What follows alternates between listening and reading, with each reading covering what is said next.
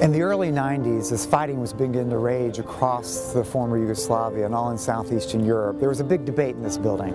What's the role of the United States? What should we be doing? Infamously, at the time, James Baker remarked, "We don't have a dog in this fight." The Americans, the White House, opted out of a crisis unfolding. And we watched from 91 to 92 to 93. We watched as the region was torn apart. Belatedly, the Americans got in the game. And through American intervention with the Alliance and our European allies, we helped bring peace to Southeast Europe. And in many respects today, we thought that the Western Balkans, that this region was a problem solved. Or at least it was a problem that the Americans could hand off to the European Union to help finish the story of completing Europe. And yet, sadly, that's not the case.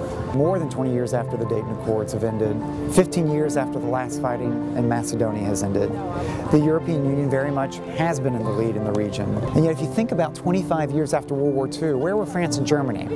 In a lot better position than today, where we have uncertainty in Bosnia, intransigence between Kosovo and Serbia, blockage still between Macedonia and Greece, organized crime, patronage networks, corruption, foreign fighters returning to the region, and a sense of foreign influence, great power politics back in the game. Take, for instance, October 16, 2016, where Montenegro experienced a Russian-backed attempted coup attempt as this country was on the verge of joining the alliance.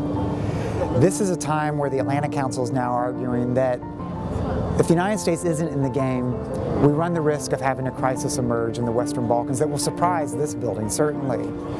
But if we get in the game, with a little bit of vision and strategy, this is an area where we can make palpable, significant progress. That's what's at stake. That's what the Atlantic Council is mapping out in our own report forthcoming on the Western Balkans that begins with the premise that we need to go back to first principles of our vision and our strategy. This the entire region will be and should be part of Europe, part of the institutions of the European Union, NATO over time. Second, that we've got a security role to play by having a permanent American military presence in the region as a stabilizing force, capacity building, and to signal our continued engagement. Third, that we've got a diplomatic strategy that unfolds where we really help sit at the table and broker the way forward between Kosovo and Serbia, to help nurture an agreement between future allies, Macedonia and Greece, to help coax Bosnia into a better situation, that we're in the diplomatic game with our European friends. Fourth, that we've got a prosperity agenda that really leans in on the opportunities that entrepreneurship can provide to the human capital, the people of the region, to make some money, to have jobs outside of political patronage networks, and that we can support a strategy of integrating Europe, integrating members of the EU, whether in the 3 Cs or the Berlin process, is part of that fundamental strategy, prepare for one day when they will be part of Europe.